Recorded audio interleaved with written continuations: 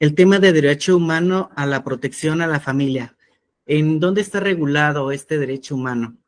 Lo tenemos regulado en el artículo 17 de la Convención Americana sobre Derechos Humanos y en el artículo 23 del Pacto Internacional de Derechos Civiles y Políticos.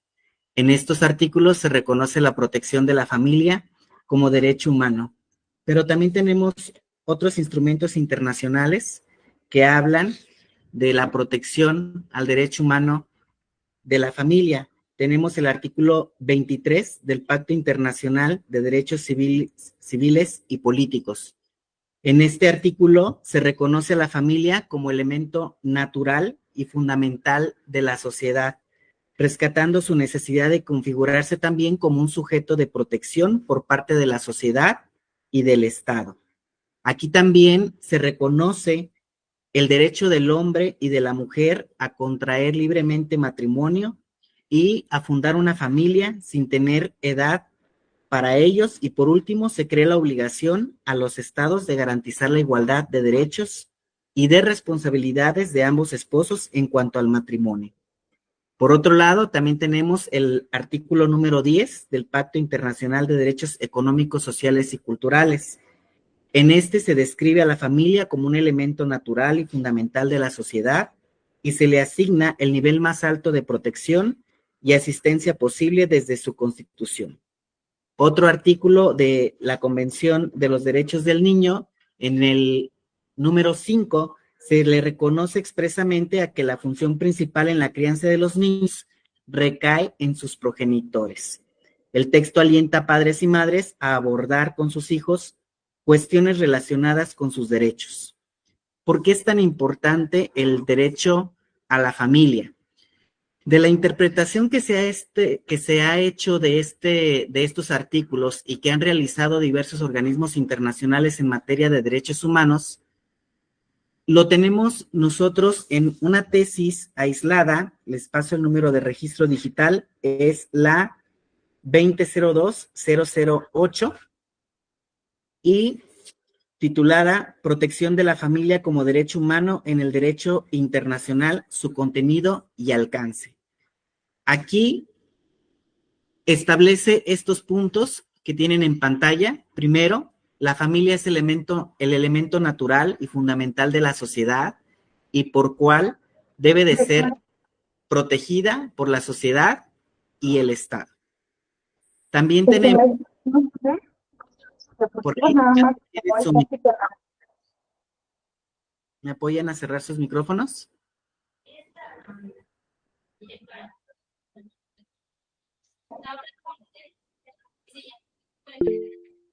Maestra. Sí, le comento, maestro, que si se ve prácticas diapositivas en la primera, no se ve que le haya cambiado de diapositiva. Ok, vamos a checar.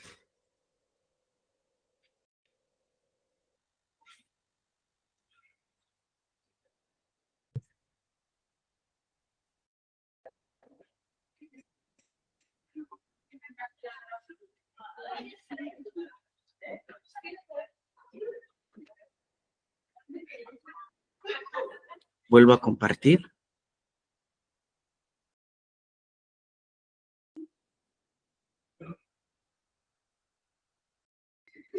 ¿Les aparece la nueva diapositiva? Sí, ahora sí aparece. Gracias. Entonces, siguiendo con los conceptos, tenemos que la familia y el matrimonio no son conceptos equivalentes. Lejos de ello, el matrimonio únicamente es una de las formas que existen para formar una familia. Aquí voy a hacer la aclaración respecto al concepto de familia que establece el artículo 17 de la Convención Americana sobre Derechos Humanos. Aquí la convención no indica qué tipo o tipos de familia se refiere, y aplicando el principio jurídico de que no se puede distinguir donde la ley no distingue, entonces debemos entender que la convención establece una protección general para todas las familias, independientemente de cuál sea su composición. La Comisión Nacional de Derechos Humanos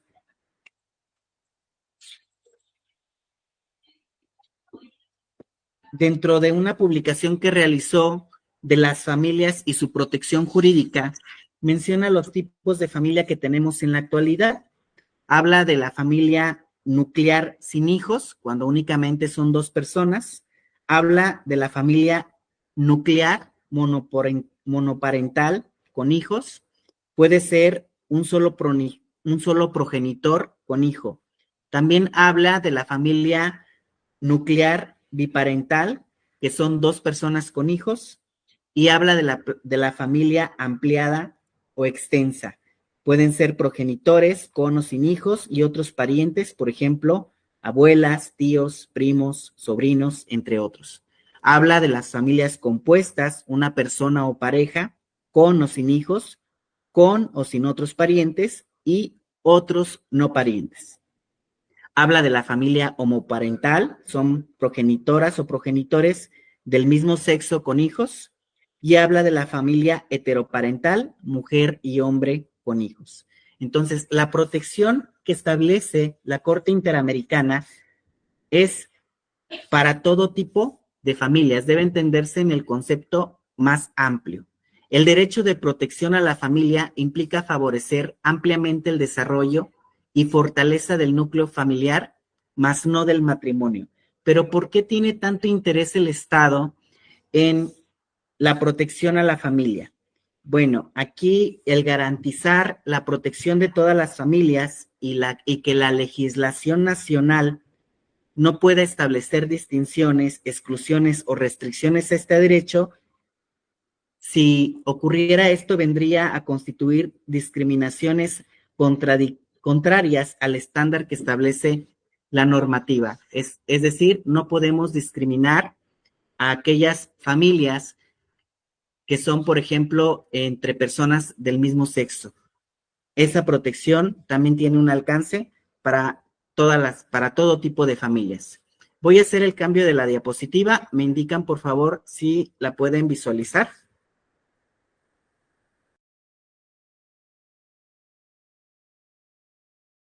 Ahí ya la cambié yo, ¿me dicen ustedes? Sí, sí se cambió más. Ok.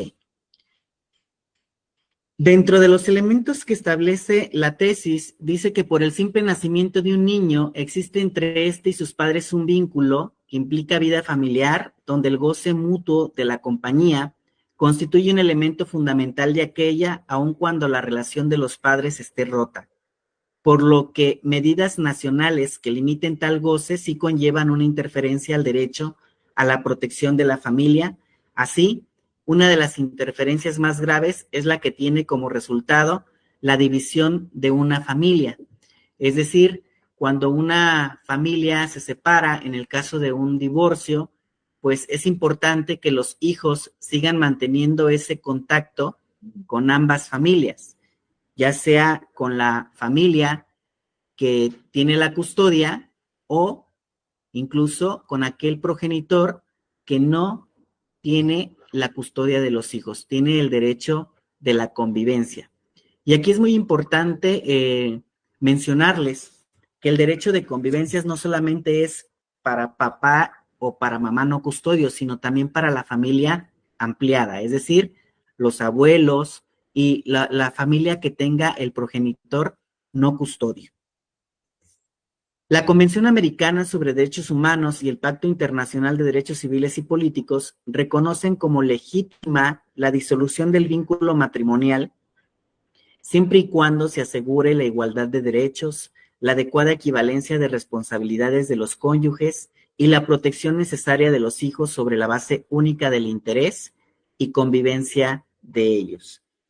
Aquí a los alumnos de la institución donde imparto clases siempre les hago mucho hincapié del principio ontológico de la prueba, que lo ordinario se presume y lo extraordinario se prueba.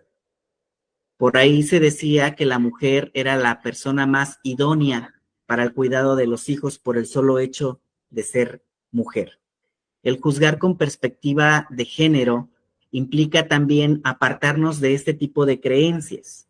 Hoy en día lo que se debe de presumir es que tanto papá como mamá son idóneos para el cuidado de los hijos. Entonces, aquellas legislaciones donde se establece que los menores de edad deben de estar al cuidado de la madre por el solo hecho de ser mujer, pues estaría siendo una discriminación, ¿sí? Voy a cambiar de diapositiva. ¿Me apoyan? ¿Sí? ¿Se actualizó? Sí. Gracias. Ningún instrumento internacional en materia de derechos humanos ni sus interpretaciones se pronuncian sobre procedimientos válidos o inválidos para disolver el vínculo matrimonial. Lejos de ello, dejan en libertad a los estados para que en sus legislaciones establezcan lo que consideren más adecuados para regular las realidades propias de su jurisdicción, siempre y cuando ninguno de estos se traduzca en un trato discriminatorio en los motivos o en los procedimientos.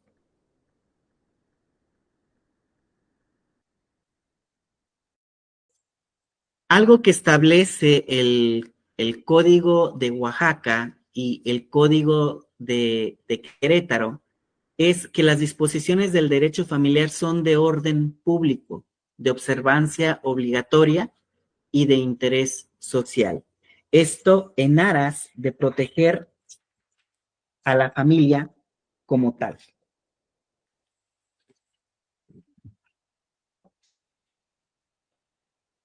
El concepto amplio de familia de la Convención Americana opera de manera independiente al derecho del matrimonio. El derecho a fundar una familia no requiere la existencia de un matrimonio previo, o sea, puede estar o no fundada en un matrimonio. Había códigos civiles en la República Mexicana que decían que uno de los objetos o fines del matrimonio era la procreación. Entonces, aquellas parejas que se casaron y no tuvieron hijos, podría decirse que no cumplían con los fines del matrimonio. Entonces, pues esto ya no es un fin del matrimonio. ¿Por qué? Porque aquí tenemos que buscar ahora cuál es el concepto que tienen los códigos del matrimonio.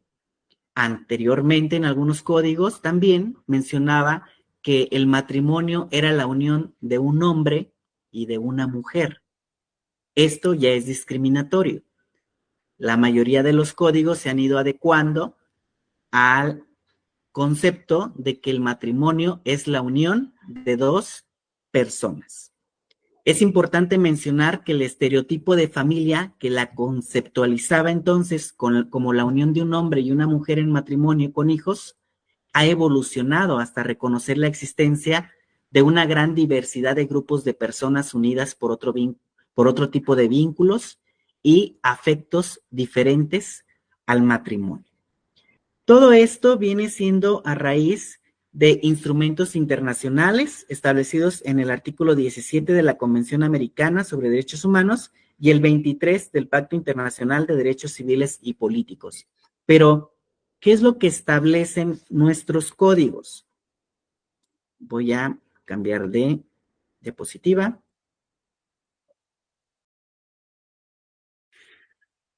Vamos a llegar al concepto de familia. ¿Qué es la familia?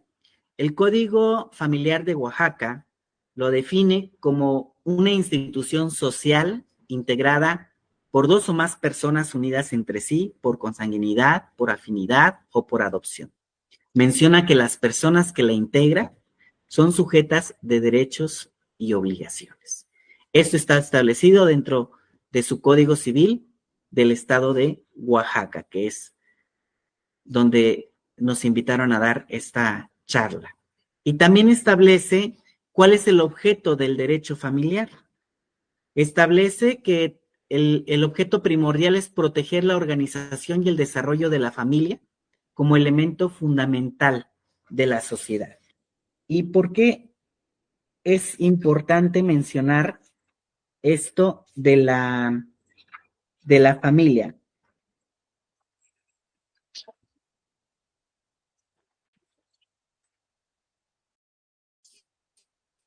Hay una publicación que me gustó mucho, que es Familia y Derechos Humanos, donde dice que la sociedad es el reflejo de las familias que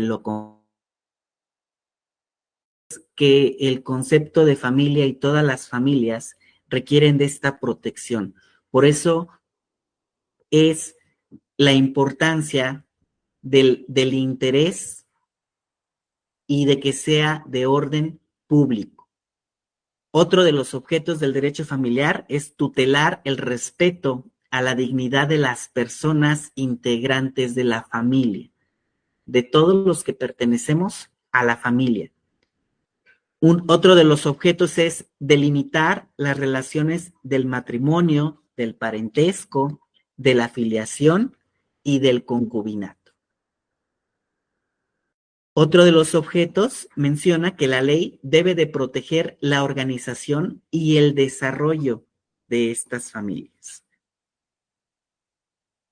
Ahora, ¿cuáles son los beneficios de pertenecer a una familia? Cambio de diapositiva.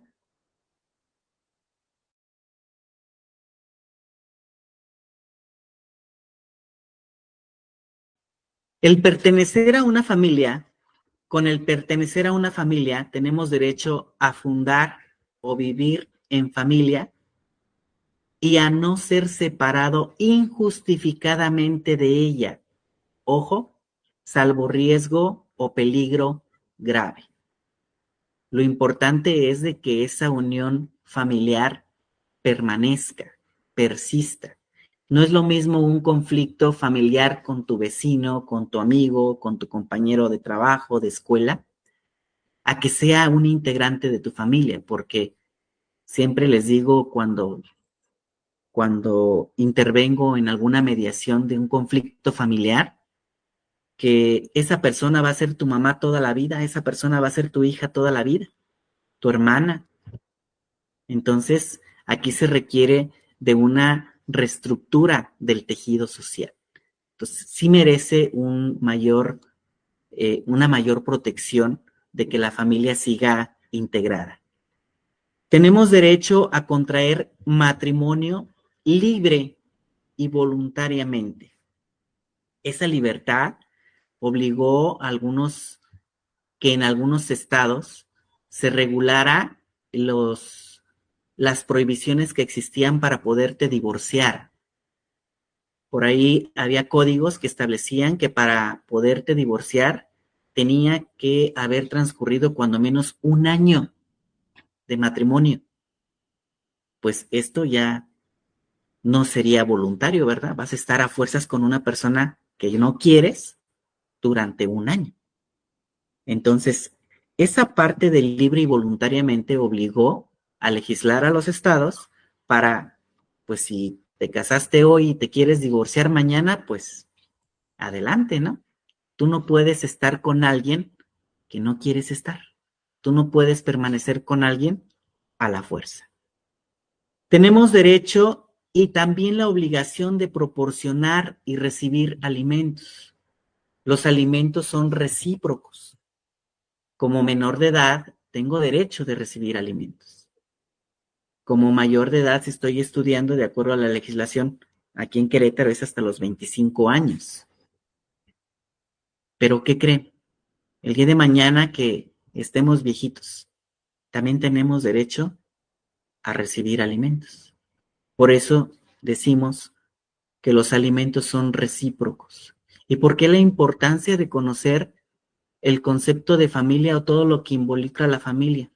Porque a lo mejor tú que dices que no quieres tener hijos para no tener responsabilidades, pues déjame decirte que si tus sobrinos el día de mañana falta papá y mamá, a lo mejor tú también te andas haciendo responsable de esos niños. La ley estipula en qué casos entran los abuelos, en qué casos entran los hermanos, en qué casos entran los tíos. De ahí la importancia de pertenecer a una familia, porque hablamos de solidaridad. Y aparte de esa solidaridad, también se maneja otro tipo de conceptos,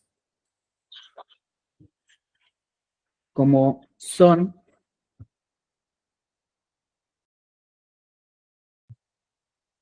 el de la ayuda. el que nosotros podamos ayudar a nuestros familiares. Otro de los derechos que adquirimos es el derecho a heredar y a ser heredado, ¿sí? Nosotros podemos disponer de nuestros bienes para después de la muerte, pero también tenemos derecho a una herencia. Si papá o mamá murió intestado, pues entonces todos los hijos tenemos derecho a heredar. Si papá o mamá dejaron testamento, pues entonces a lo que dice el testamento.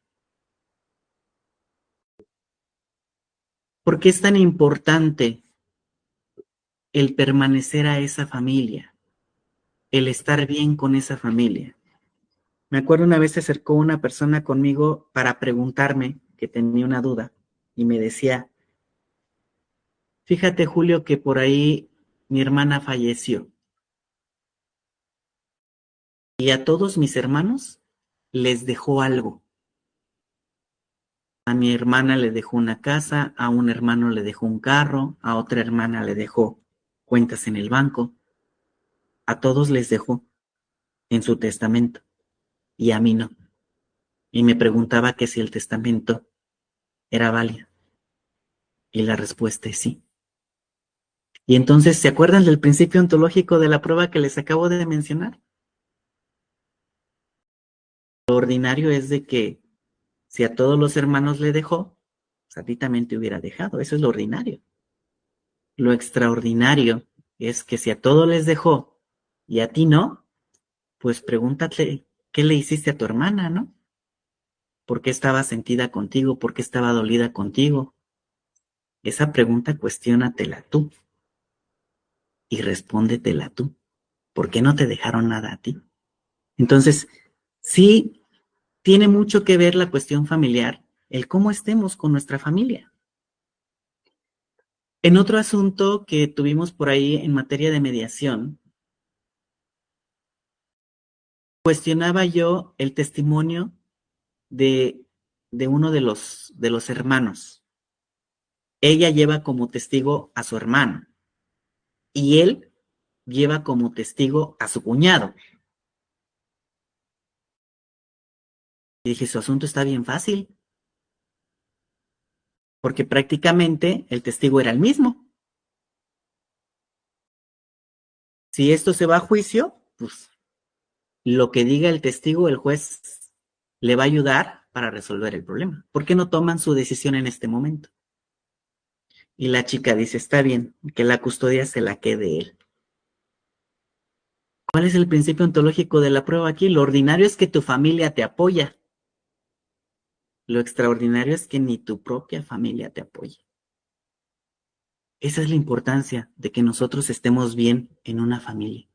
¿Qué otro derecho tengo? Tenemos derechos de seguridad social, como vienen siendo los servicios médicos, como vienen siendo la pensión. También tenemos derecho a decidir la forma y la estructura de nuestra familia. Voy a cambiar de diapositiva. Nada más que dejen. Así como tenemos derechos, también tenemos obligaciones. Tenemos la obligación de velar por las personas mayores. Es muy triste que vengan personas adultas mayores a pedir apoyo porque sus hijos no se hacen responsable de ellos. Pero también tenemos que ver el antecedente. ¿Qué sufrirían esos hijos? ¿Qué no recibieron? ¿Qué les faltó? Para que ahora no se hagan cargo de los papás. De ahí la importancia del concepto de familia. Tenemos obligación de respetar y de cumplir los derechos de niñas, niños y adolescentes. Tenemos la obligación de no ejercer ningún tipo de violencia contra ningún familiar. Tenemos obligación de asistencia, de solidaridad, de cuidados y protección mutua. Y así como tenemos derechos y obligaciones, también tenemos deberes. Tenemos el deber de todas y todos de colaborar por igual en el trabajo en el hogar. A lo largo de la historia, la mujer siempre ha sido menoscabada en sus derechos. El trato de la mujer era de que la mujer debía de estar en la casa y que el hombre era el que trabajaba. ¿Se acuerdan que vimos un apartado donde dice cada quien va a formar su familia o va a estructurar su familia de la manera que decidan? Pues yo puedo formalizar un matrimonio con mi esposa, que a lo mejor mi esposa, yo soy la que va a trabajar y tú eres el que se va a encargar de las labores del hogar. Es un acuerdo. Si los dos trabajamos, pues a lo mejor podemos poner a alguien que se dedique a esas labores del hogar, pero si no, pues tendremos que entrarle a los dos. Es decir, debemos de apartarnos de esa idea de que la mujer es la que se encarga del cuidado del hogar y de los hijos, porque la obligación es de ambos. ¿De qué manera se pueden defender nuestros derechos y los de la familia? Cuando se presentan conflictos por los desacuerdos o incumplimiento parcial o total de esas obligaciones y deberes, las personas tienen la posibilidad de acudir a las autoridades administrativas o jurisdiccionales competentes para solicitar apoyos sociales, de salud, psicológicos, de orientación o representación jurídica y otros servicios que les permitan prevenir y evitar perjuicios o daños a su integridad o bienes, así como restablecer el goce pleno de sus derechos. Tenemos los juzgados, tenemos fiscalía, tenemos centros de mediación, donde nos pueden ayudar, donde nos pueden orientar. También, entre otras leyes, encontramos derechos y obligaciones que protegen a las personas que conforman las familias en función de sus necesidades específicas. Por ejemplo, la Ley General de los Derechos de Niñas, Niños y Adolescentes, la Ley de los Derechos de las Personas Adultas Mayores y la Ley General de Acceso a las Mujeres a una vida libre de violencia. De igual modo, dependiendo la naturaleza de los problemas y la entidad federativa de residencia, pueden intervenir distintas autoridades. Por ejemplo, si se trata de falta de pago de alimentos, están los sistemas DIF, están los centros de mediación o de justicia alternativa, está la Secretaría de Relaciones Exteriores. Si el deudor reside en el extranjero, pueden acudir al juez civil, juez familiar o juez mixto o al Ministerio Público o fiscal.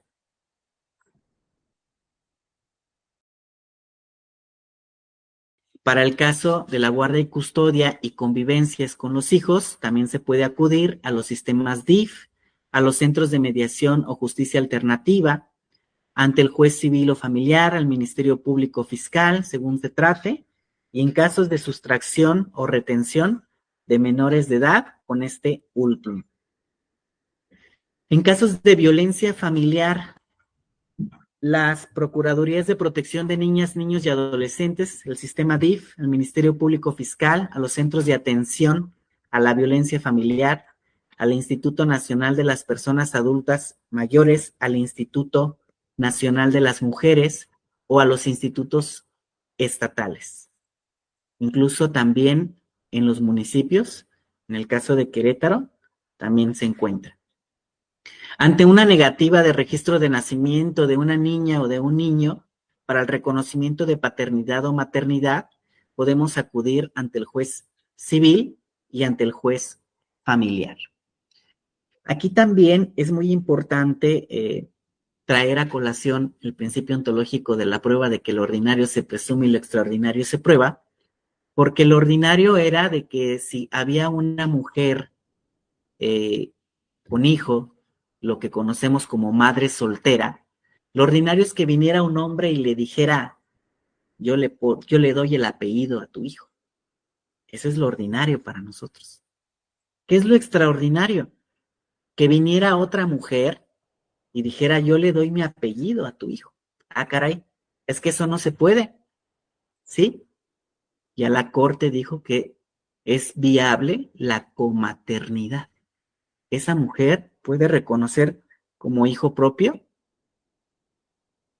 al hijo de la mujer, de la madre soltera.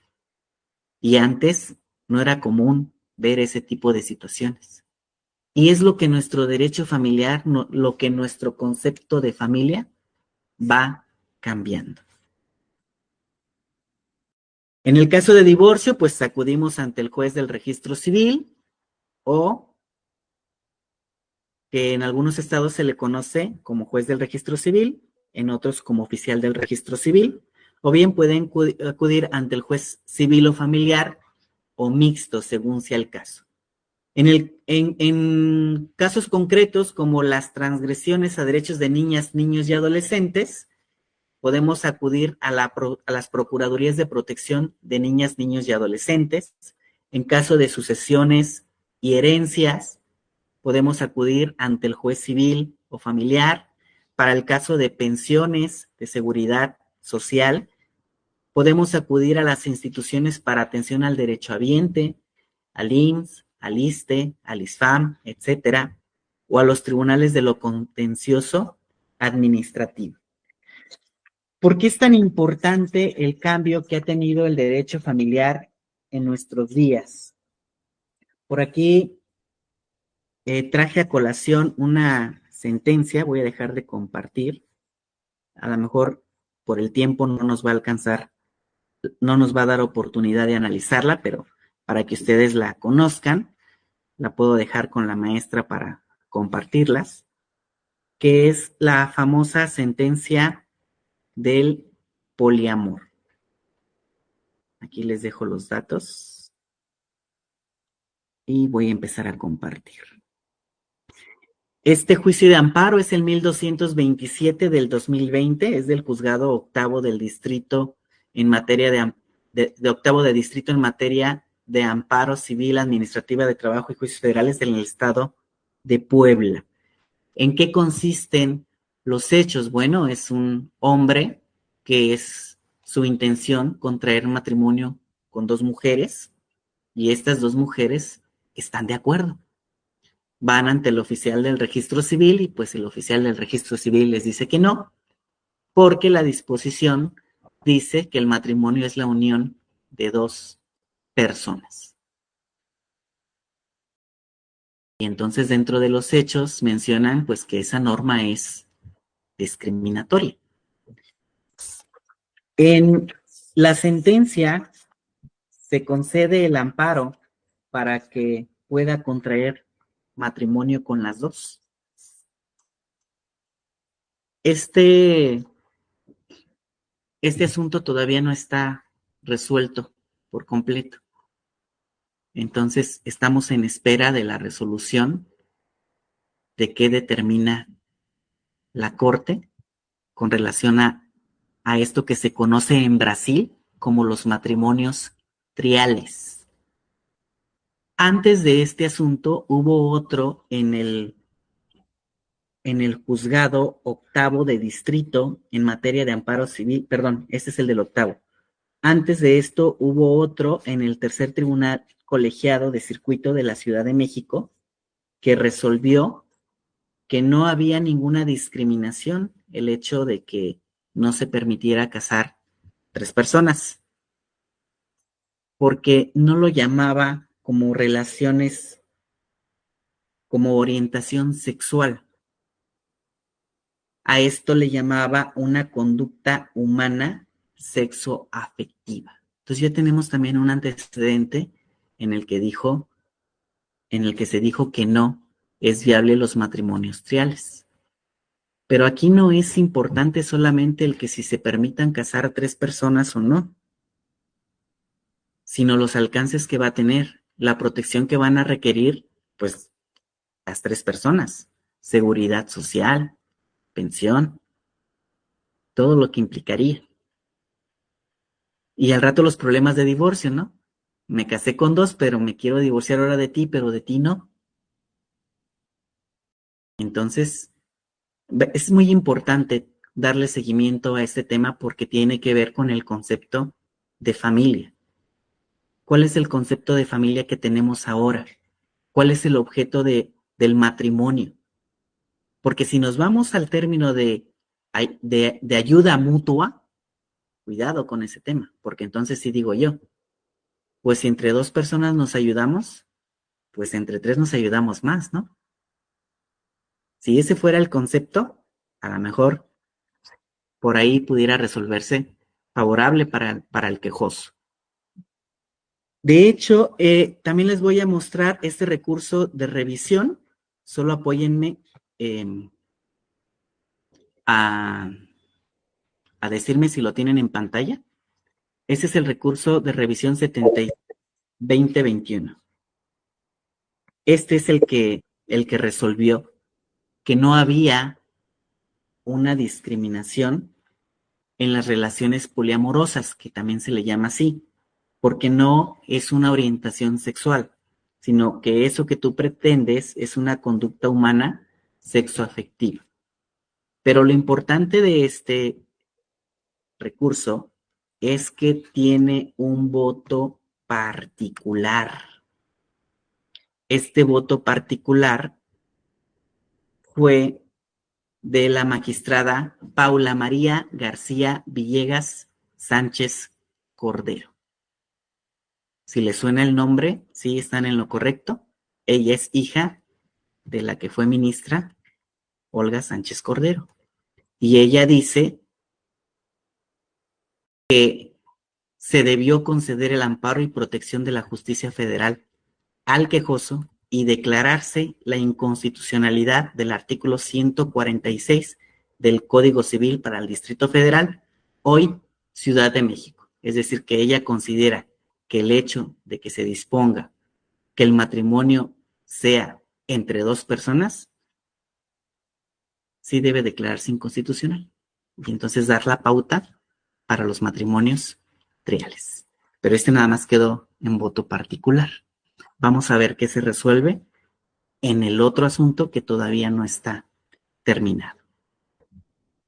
Voy a dejar compartir pantalla y ahora me voy a las diapositivas.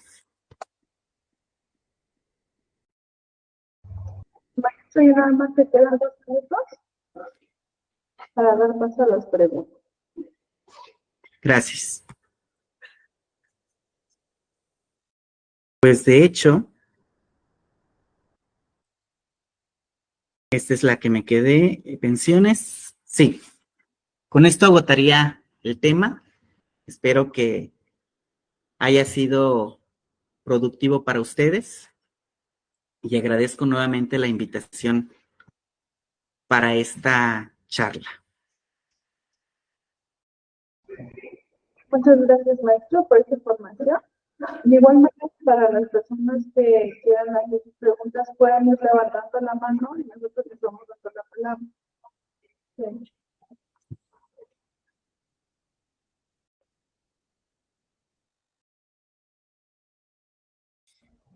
Ok, al parecer todo claro. Igual tengo unas preguntas, maestro, si me permite. ¿Sí? Mi pregunta es, ¿de qué manera se puede defender nuestros derechos y los de nuestra familia? Ok, tenemos legislaciones dependiendo a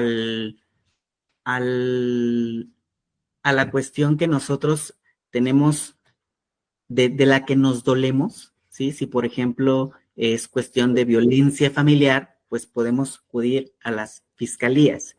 Si es una cuestión familiar, de que me corrió de la casa, se llevó a los hijos, podemos acudir ante el juez familiar para solicitar una medida cautelar. También puede ser el caso que en un divorcio podamos acudir a los centros de mediación para que de manera voluntaria nosotros establezcamos las condiciones de nuestro convenio. Siempre les digo que el convenio es un traje a su medida. Si es un divorcio, pues lo que ustedes convengan, esa va a ser su sentencia, sería la mejor opción.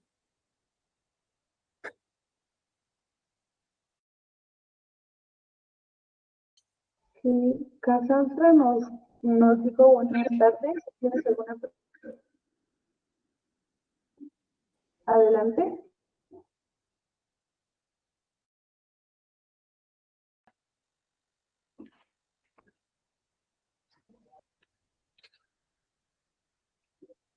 No sé si tenga alguna pregunta, Cassandra, o bueno, otra pregunta igual, maestro, de mi parte. ¿Sí? Dice, ¿cuáles son las herramientas legales para proteger a la familia? Nosotros tenemos a nuestro alcance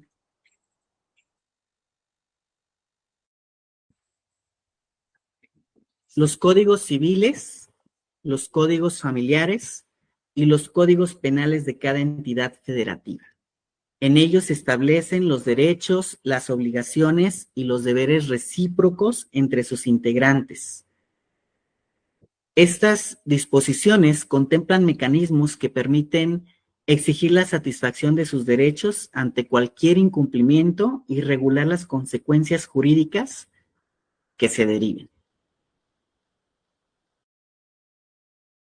Gracias, maestro. Si alguien hace una pregunta, puede levantar su mano.